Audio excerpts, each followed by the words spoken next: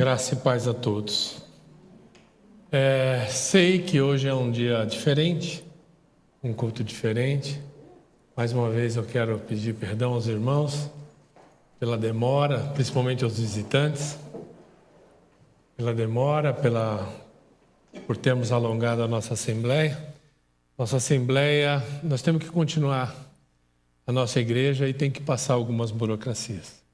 Então, os irmãos entendem isso e a gente vai dar continuidade. Essa mensagem de hoje, ela faz parte da... Estou ofegante porque eu subi a escada ali. É a velhice. Não, tem aqui. Então, ela faz parte da série que eu comecei a semana passada a respeito dos salmos de peregrinação, salmos de subida. Semana passada nós falamos sobre o Salmo 120 e hoje o tema da palavra é o Salmo 121. Então, são o Salmo 120 até o Salmo 134. Eles são descritos na Bíblia como salmos de peregrinação, salmos de subida, salmos de romagem. Tem esse título porque esses salmos eles eram cantados, né? Eram músicas que os judeus cantavam quando eles iam para Jerusalém. Das diversas cidades onde eles moravam, eles se deslocavam para Jerusalém. E Jerusalém era uma cidade mais alta que todas as outras cidades ali da região de Israel. Então, eles subiam, a maior parte do tempo eles estavam subindo. E eles deveriam ir 3 vezes ao ano lá para Jerusalém. Deus tinha instituído as festas quando eles deveriam se deslocar e como um povo sacrificado, orar a Deus e então também estar lá na Páscoa, no Pentecostes e na festa dos tabernáculos. E aquilo era uma jornada de fé para a vida deles. Eles caminhavam, era uma jornada de fé que eles estavam caminhando. Semelhantemente, isso falei semana passada na palavra, nós como cristãos também estamos numa jornada de fé, um caminho de maturidade e santificação. Depois, enquanto esperamos a volta do nosso Senhor Jesus Cristo, nós caminhamos nessa fé quando um dia vai terminar essa nossa jornada. Quando Ele voltar, então termina a nossa jornada de fé e começa a nossa jornada de alegria, né? Quando a gente então vai morar, segundo a promessa, na Jerusalém Celestial, que é a nossa pátria. Enquanto isso, nós somos peregrinos e discípulos, né? Hoje a nossa reflexão sobre o Salmo 121, e na última mensagem eu falei que a palavra-chave do Salmo 120 era o arrependimento. Arrependimento que se dá de 2 formas. O arrependimento quando nós deixamos o mundo, né, representado ali por Quedar e Meseque, e nos colocamos a uma nova jornada de fé, entregamos o nosso coração a Deus, vamos caminhar com Ele agora pela nossa fé.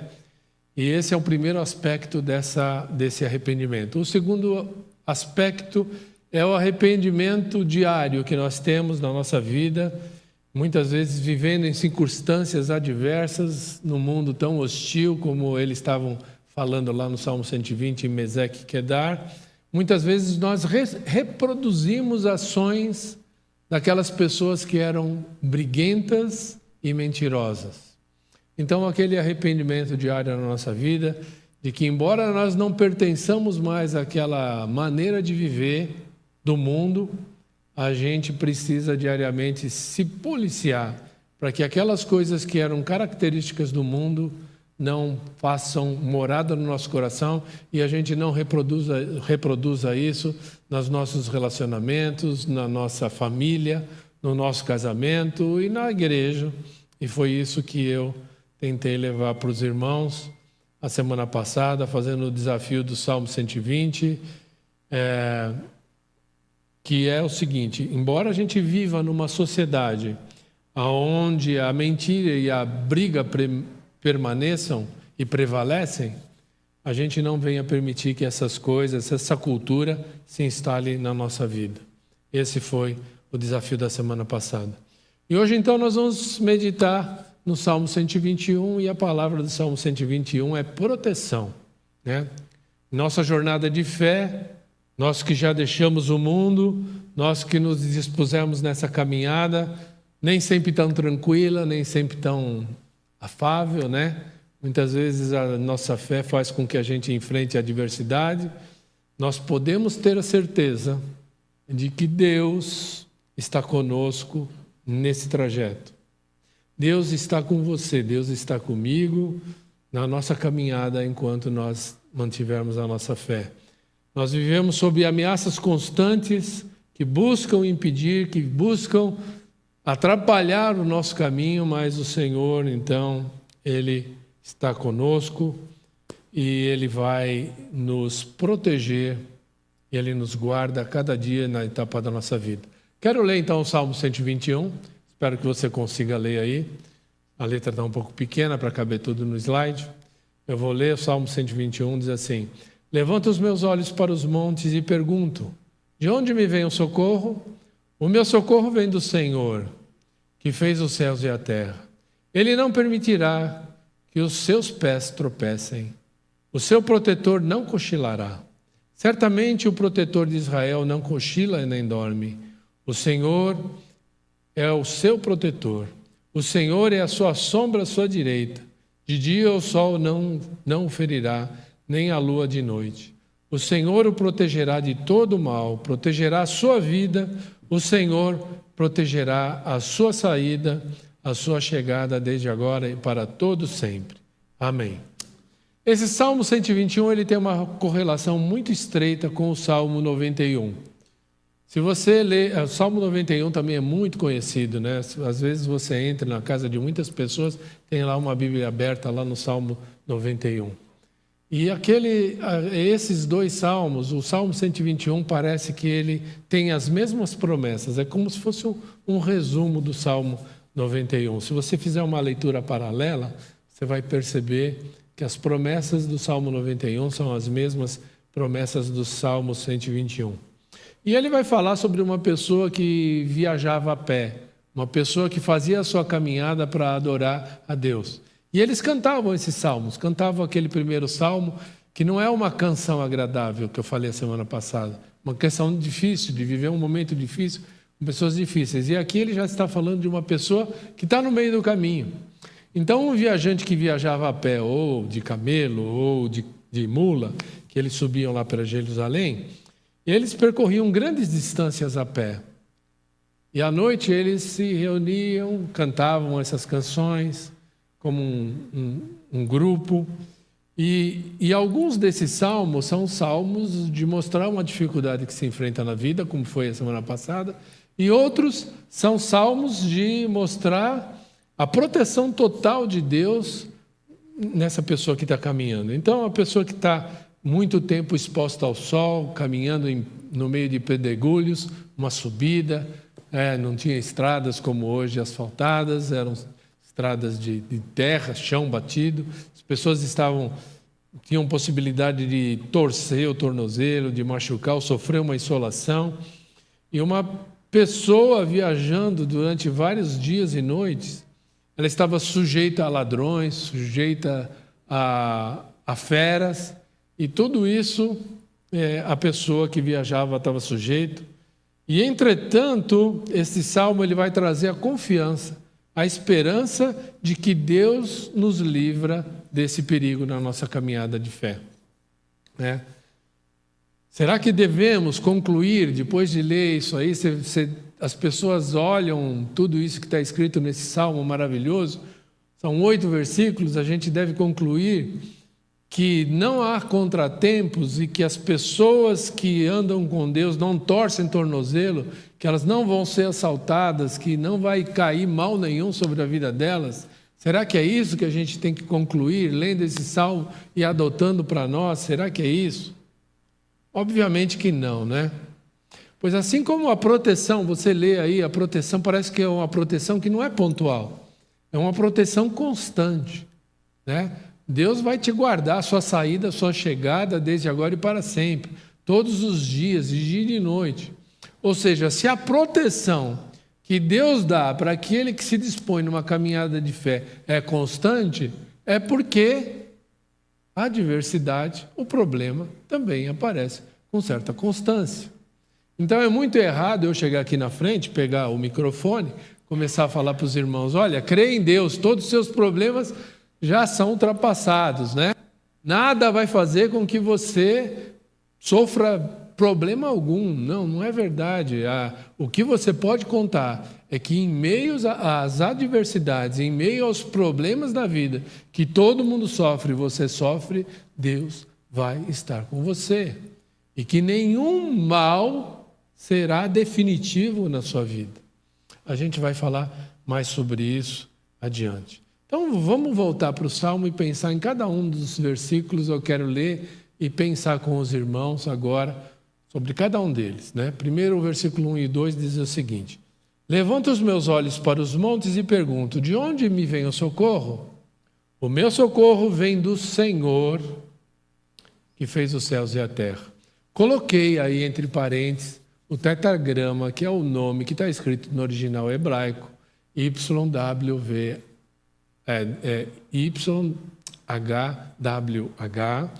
que é o nome de Deus, que foi traduzido por português como Senhor. Na verdade, né, a gente pode falar que é Yahvé, essa nomenclatura foi perdida. Tem gente que fala que é Jeová, gente que fala que é Yahvé, gente que não pronuncia. Os judeus, por exemplo, não pronunciam, nem escrevem. E aí está traduzido como Senhor. Então, todas as vezes que aparecer o Senhor, é o Senhor Deus, Criador, aquele que no início, né, no princípio criou Deus os céus e a terra. É esse o nome de Deus, aquele que, quando Moisés encontra com Deus e fala assim: quem que é o Deus? Quem eu vou falar? Qual é o nome do Deus que está me enviando? Ele fala assim: eu sou o que sou, o Eterno, né? O El Shaddai, o Senhor, aquele que do nada criou tudo. Então é esse Senhor. E está dizendo assim: eleva os meus olhos para o monte e pergunto: de onde me virá o socorro? Então, a pessoa que tomou uma decisão na sua jornada de fé, ela está sujeita a problemas. E ela procura auxílio na vida e pergunta: quem que vai me ajudar? Quem que vai me auxiliar? Será que a ajuda vem dos montes? É a primeira meditação do versículo 1. Vem dos montes? E aí tem duas interpretações que a gente pode adotar. Não uma ou outra, mas inclusive as duas, né? Pode ser as duas, inclusive. A primeira delas é a possibilidade de uma ajuda física, de fato, né? Ao surgir o perigo, nos montes, de repente, um irmão, um grupo amigo, eu sendo assaltado por alguém na minha jornada lá para Jerusalém, alguém poderia pensar: será que nos montes desce algum exército para me livrar dessa assolação, desse cerco, desse problema? Então, essa seria primeiro uma ajuda física. Quem queria ajudar? Né? Então, essa primeira possibilidade de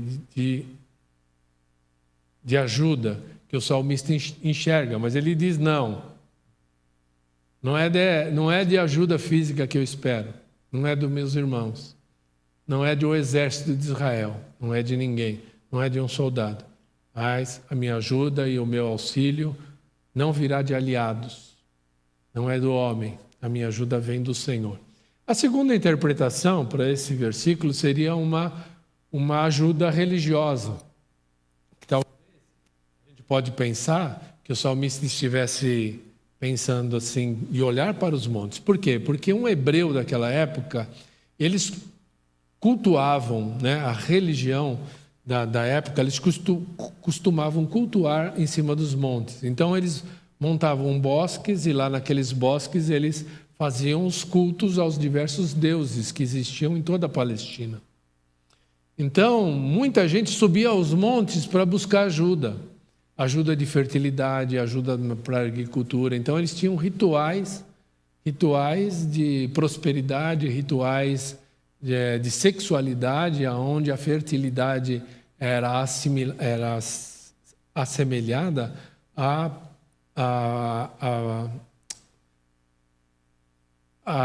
progressão, né, da agricultura, a prosperidade da agricultura.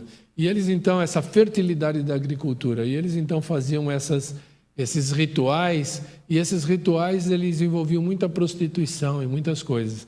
Então, uma segunda maneira de interpretar isso é que eram colocados santuários nos bosques, árvores plantadas em locais de culto, prostituição sagrada, e eram oferecidos remédios nesses locais, proteção, feitiços, encantamentos, para que a pessoa pudesse ultrapassar todos os perigos que eles poderiam ter nessa estrada.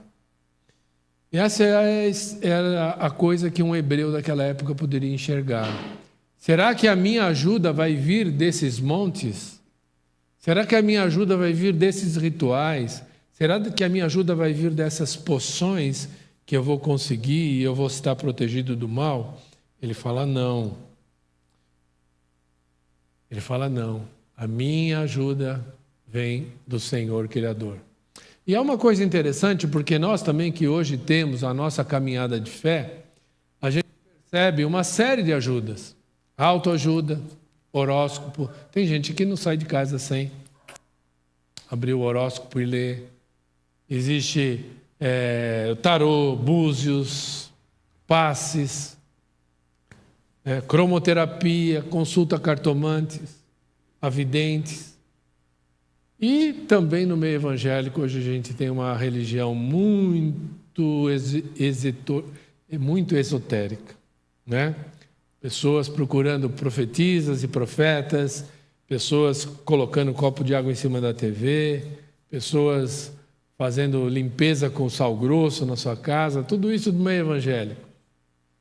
Se já não bastasse a gente colocar a vassoura atrás da porta para a pessoa ir embora, agora as pessoas colocam também outras coisas lá para buscar auxílio. E muitas crentes encontram nisso auxílio. Muita gente que já começou a sua jornada de fé olha para essas coisas, que hoje não são feitas nos montes, né? Mas antigamente eles buscavam nos montes. Aí então a palavra do Salmo 121, o Salmo 121 rejeita toda essa religião de flores, de que aproveita o melhor daquilo que encontra na natureza. Na verdade, o Salmo 121 enaltece o Criador e não a criação. Porque a partir do momento que eu acredito no sal, que eu acredito no homem, que eu acredito em qualquer coisa que o homem possa fazer ou transformar, eu estou tirando o poder daquele que é o Criador de todas as coisas, que é o nosso Deus Yahvé. O Salmo 121 rejeita isso. Ele busca o eterno, aquele que é, o eu sou. Nenhum poder físico ou espiritual está fora do controle de Deus. Deus é quem controla qualquer problema físico ou espiritual que a gente possa ter. Versículo 3 e 4 diz assim: Ele não permitirá que os seus pés tropecem, o seu protetor não cochilará. Certamente o protetor de Israel não cochila nem dorme. A promessa do Salmo, e tanto os hebreus como os cristãos sempre o leram assim, não é que nunca nós tropeçaremos, mas é que Deus vai nos guardar dentro do seu propósito, dentro do seu amor. Em nenhum momento há uma sugestão de que a vida de fé nos isente de dificuldade. O que a palavra de Deus promete é que a preservação de todo mal será feita por Deus na nossa vida, está na mão dele. O Deus Criador, o Deus que cuida de nós, o Deus que fez do nada aparecer. Tudo que nós estamos vendo aqui foi transformado pelo poder de Deus na sua criação. O homem teve inteligência de fazer cadeiras através do ferro, mas tudo o que a gente vê aqui foi transformação daquilo que Deus criou. E é esse Deus que vai cuidar de você. Quando você tropeçar, se tropeçar. E muitas vezes evitar que você tropece. Muitas vezes não vai permitir. Quantos livramentos de Deus nós já tivemos por Deus, a gente não consegue imaginar. Alguns a gente pode enumerar, de lembranças que Deus nos guardou e de que Deus evitou que nós estivéssemos numa pior, mas nem todos a gente sabe. O Senhor nos guarda. A promessa é que Ele tem um olho para nós, o Deus Criador. Você que coloca a sua fé nele. Porque tem gente que prefere colocar a fé no monte, a fé em outros locais, a fé em ídolos de madeira, a fé em Baal. Naquela época eles cultuavam a Baal. E hoje em dia eles cultuam outros deuses. Alguns cultuam o dinheiro, que é um deus da nossa época. Outros cultuam santos feitos de gesso e de madeira. Mas nós, cristãos, nós cultuamos e honramos e temos a nossa fé depositada no nosso Senhor Jesus Cristo. Então, cada página da Bíblia há o reconhecimento de que a fé depara com problemas. Quando Jesus nos ensinou a orar, ele fala assim: não nos deixes cair em tentação, mas livra-nos do mal. Ou seja, há consciência de que o mal existe e pede para Deus nos livrar. Ele não fala que nós estamos isentos de qualquer mal, mas que Deus pode nos livrar, e essa é a nossa fé. O cristão está sempre acompanhado e Deus está sempre acordado. Deus não cochila. Tem uma história interessante narrada no livro de Elias, aqueles que estão mais acostumados com a Bíblia conhecem, num episódio onde Elias faz um desafio ao deus Baal, né? E aí ele faz um pedido a Deus, Deus atende, e depois os profetas de Baal falam: nós vamos fazer igual, vai descer fogo do céu, igual você vai descer, e Deus vai querer o nosso holocausto. E aí eles começam, aí a manhã inteira, e nada de fogo do céu, nada de responder. Aí Elias fala assim: grita mais alto aí. Grita aí porque Baal deve estar dormindo. Aí Elias zomba dos adoradores de Baal. Por quê?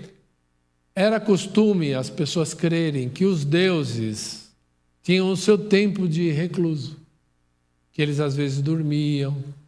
E aí eles tinham que evocar esse Deus para que ele acordasse, fizessem coisas, sacrifícios e coisas mais para que ele pudesse acordar. Então, relembrar que existe lá um ser que adora ele, e aí ele poder atuar. E a palavra de Deus aí está dizendo que o nosso Deus não cochila. Os olhos deles estão atentos à nossa vida durante 24 horas por dia. Enquanto você dorme, Deus está olhando para você. Enquanto você anda, Deus está olhando para você. Quando você saiu da sua casa para vir aqui, Deus te acompanhou. Quando você vai voltar, Ele vai te acompanhar. E Ele vai te acompanhar durante todo o tempo. O Senhor, Deus Criador, versículo 5, é o seu protetor. O Senhor, Deus Criador, aquele que é o Eu Sou, é a sua sombra à sua direita. A sombra é aquela coisa... Quando eu era criança, eu lembro de brincar e querer enganar minha sombra, né? Coisa de criança. E eu ficava encucado que não dava. Eu fazia assim, a sombra tá, nem ela está fazendo agora. Todos os meus movimentos ela acompanha. É uma extensão daquilo que eu sou. E Deus, esse texto está dizendo que Deus é a sua sombra à sua direita. A direita na Bíblia é o lugar de honra, é o lugar de força, né? Por isso que a Bíblia diz que o Senhor Jesus subiu ao céu e está sentado à direita de Deus, direita do Pai. É um lugar de honra. Deus tem um lugar de honra na sua vida, se você concede. Porque Deus não é igual um ladrão que mete pé na porta e entra do jeito que está. A Bíblia diz lá em Apocalipse 3 que eis que estou à porta e bato. Se alguém abrir a sua porta, eu vou entrar na sua casa e vou cear com ele e ele comigo. Ele quer ser a sua sombra, acompanhar você, mas não vai fazer isso contra a sua vontade, a revelia daquilo que você deseja. Ele é a sua sombra. E esse lugar de honra pertence a Deus na sua vida. Creia nisso, meu irmão. Acredite que você que se colocou numa jornada de fé, se dispôs a andar com Ele, Ele está cuidando de você. Ele vai andar com você como a sua sombra. Olha todos os seus caminhos. Versículo 7. Ainda tem o 6, né? De dia o sol não te ferirá, nem a lua à noite. Aqui a proteção está dizendo que é incessante. Sol e lua significam dia e noite. De dia Deus te acompanha, à noite Deus te acompanha. Ou seja, 24 horas por dia Deus está olhando por você. Sol e lua também podem significar aquilo que é visto durante o dia, ou seja, aquilo que você consegue enxergar. Os males da vida, as pedras que você pode mudar para não tropeçar. Mas significa também dar proteção à noite, aquilo que você não enxerga, dos seus medos noturnos, das suas ansiedades, dos seus problemas que os outros causam e você nem está esperando. Deus cuida de você, das suas incertezas, de ataques espirituais. O diabo está sobre o domínio de Deus. O diabo é uma criatura de Deus, ele não tem poder similar. Então, tudo que o diabo pode fazer na sua vida, ele só pode fazer, primeiramente, se você permitir, e segundo, se Deus permitir. E esse Deus que tem que permitir a ação maligna na sua vida, ele é o Deus que te acompanha. E ainda que em algum momento a gente tropece, ele está nos acompanhando. Ele nos acompanha nos pastos verdejantes, Salmos 23, e nos acompanha no vale da sombra da morte. Ele anda conosco, ele nos protege, ele consegue fazer com que todas as coisas que nos sucedem, sejam elas boas ou ruins na vida, no final sejam para o nosso bem, porque a palavra de Deus diz que todas as coisas cooperam para o bem daqueles que amam a Deus. Esse é o nosso Deus, esse é o Deus que te protege de dia e de noite, temores noturnos e diurnos. Versículo 7 diz assim: o Senhor protegerá de todo mal, protegerá a sua vida.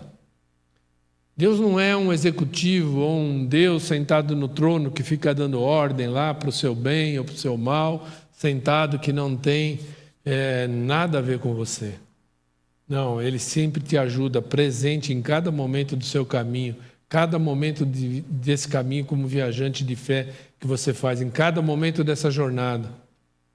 Desde o tempo do seu arrependimento, quando você decidiu sair do mundo e ir nessa jornada para Deus, de crer em Deus, de buscar a Deus, Ele está lá e Ele vai cuidar de você. Desde o momento em que o arrependimento aconteceu na sua vida, Ele cuida de você. Até quando? Versículo 7. Ele vai proteger a sua vida de todo o mal. Seja mal físico, mal espiritual, Deus nos protege. É o Senhor, é quem te guarda. Ele mesmo, pessoalmente, exclusivamente, o Deus que criou tudo. A gente não consegue imaginar a grandeza do que é ser olhado por Deus, percebido por um Deus pessoal. Acompanha o seu povo, o seu filho, de uma maneira muito pessoal e exclusiva. Aliás, Deus nos fez possibilidade de homem e mulher ter filhos para que a gente possa entender, pelo amor que nós temos pelos nossos filhos e o cuidado que temos por ele, para entender o cuidado que Deus tem por nós. Minha filha tem 30 anos, meu filho tem 29. Se eu pudesse olhar para eles agora e cuidar deles, de evitar que façam besteira, eu estaria fazendo. Mas eu estou aqui, eu só estou olhando vocês.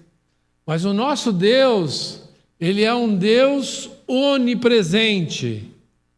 Ele está em todos os lugares, é o Deus Criador. Ele está aqui, mas está acompanhando minha esposa também lá no campo de votação, que ela está trabalhando. Ele está lá agora. O nosso Deus é um Deus onisciente. Eu só sei aquilo que me limita a saber. Agora, Deus sabe de todas as coisas. Ele sabe o teu amanhã.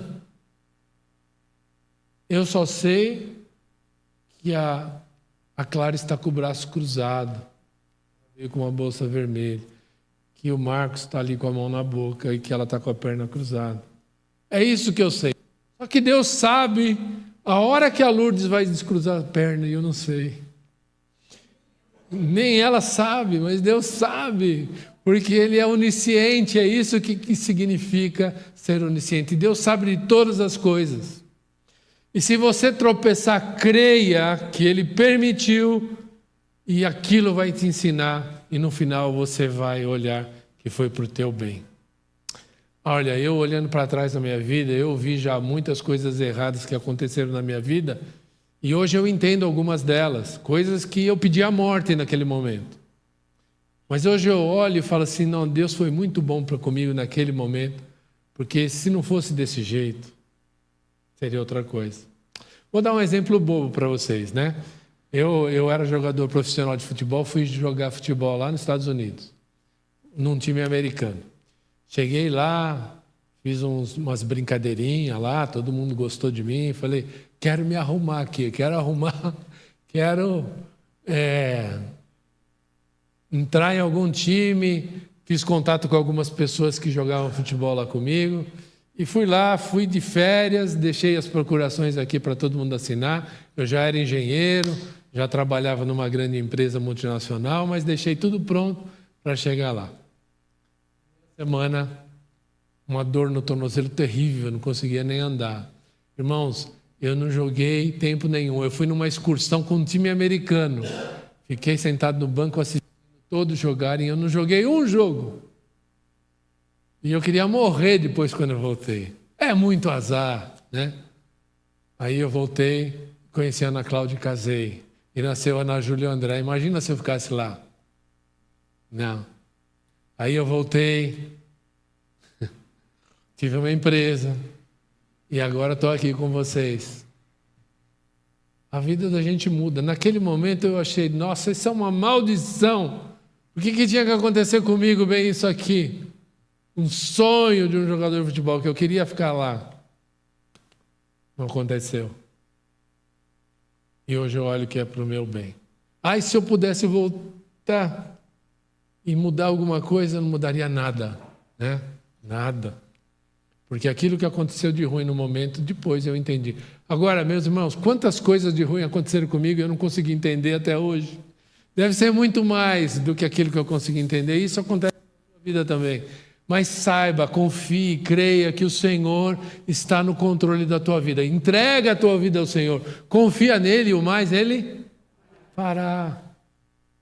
Entrega teu caminho ao Senhor.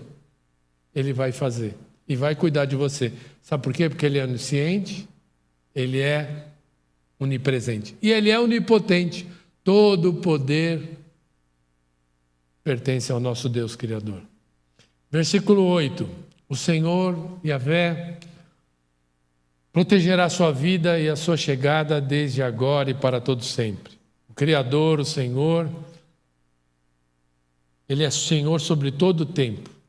Ele vai cuidar da sua entrada, da sua saída, da sua chegada. Isso quer dizer, em todos os momentos da sua saída, em todos os momentos da sua chegada, estão sob controle e Ele vai cuidar desde agora e para sempre. Sabe o que quer dizer esse sempre?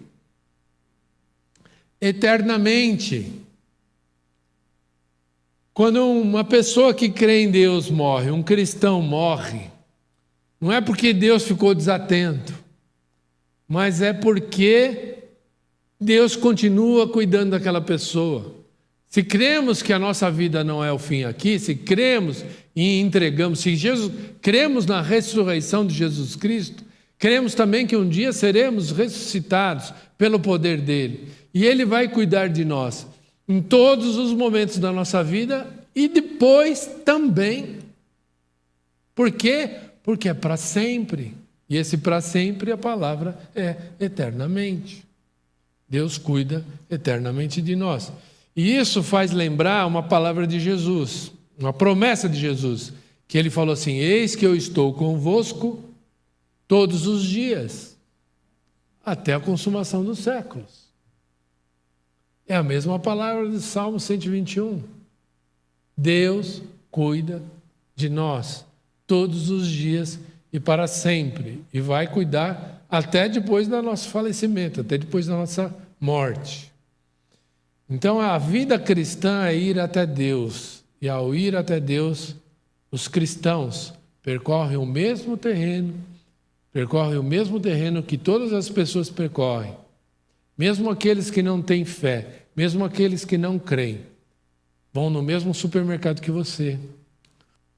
Estão agora indo votar como você. Pagam o preço da gasolina que você paga. Têm os mesmos problemas. O sol nasce para eles como nasce para você. Tem os mesmos problemas e aflições que você tem. As mesmas dúvidas e aflições que você tem. A sua jornada de fé, ela não isenta você de viver nesse mundo com os mesmos problemas que o pecado trouxe. Mas tem uma coisa. Aqueles que se caminham numa jornada de fé têm o olhar de Deus sobre a vida dele. O que diferencia você de uma pessoa que não coloca a sua fé em Deus é que Deus te guarda. Deus sabe os planos que tem para você, Jeremias. Planos de paz, de te dar um futuro perfeito. Essa é a palavra de Deus, promessas do Senhor. Essa é a diferença, de que em cada passo da nossa caminhada, a cada fôlego que nós tomamos, sabemos que somos preservados por Deus. O Senhor nos guardará de todo mal e vai guardar a nossa vida, a nossa alma. E uma vez que conseguimos colocar este salmo no nosso coração, é impossível ter uma vida pessimista. Deus está cuidando de você, meus irmãos. Deus está cuidando de você. Eu não sei qual é a aflição que você está passando, mas coloca a sua fé, deposita em Deus, busca o Senhor. Se coloca nessa jornada, Deus vai conduzir essa jornada. Tenha a dificuldade que tiver. Tenha a limitação que tiver. Saia daqui com a certeza que, independentemente do que você enfrentar, o Senhor é o seu guardião. O Deus que te guarda não dorme. O Deus que te guarda de dia e de noite. O Deus que te guarda em todo o caminho. Ele vai cuidar de você de todo mal, todo mal. Seja físico, seja espiritual, seja de terceiros, seja de pessoas maldosas, seja de briguentos, seja de pessoas inescrupulosas. Deus vai te guardar. E se alguma coisa acontecer contigo, saiba que Deus está olhando, está sofrendo do teu lado, está olhando para você e vai nessa caminhada com você. Então viva com essa perspectiva eterna de que o cuidado do Senhor é para todo dia. Tá bom? Olha, para terminar, volta lá só esse salmo aqui. Vamos recitar, agora ficar em pé, vamos recitar esse salmo. E depois que recitar eu vou dar a bênção e a gente então vai para a nossa casa. Mas você vai ler agora em uníssono, nós vamos ler, embora seja conjunto, todos nós vamos ler junto. Leia e receba essas promessas para a sua vida. Essa promessa é para você, Mauro. Essa promessa é para você, Edivaldo. Fátima, é para você. Minha amada irmã, Irvana, é para você. Para cada um de vocês. Clares, Marcos, é uma promessa do Senhor. Vamos ler? Levanto os meus olhos para o monte, de onde me vem o socorro? O meu socorro vem do Senhor, que fez os céus e a terra. Ele não permitirá que os seus pés tropecem, o seu protetor não cochilará. Certamente o protetor de Israel não cochila nem dorme. O Senhor é o seu protetor. O Senhor é a sua sombra à sua direita.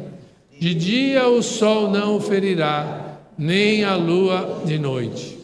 O Senhor o protegerá de todo mal, protegerá a sua vida. O Senhor protegerá a sua saída e a sua chegada, desde agora e para sempre. Amém. Amém.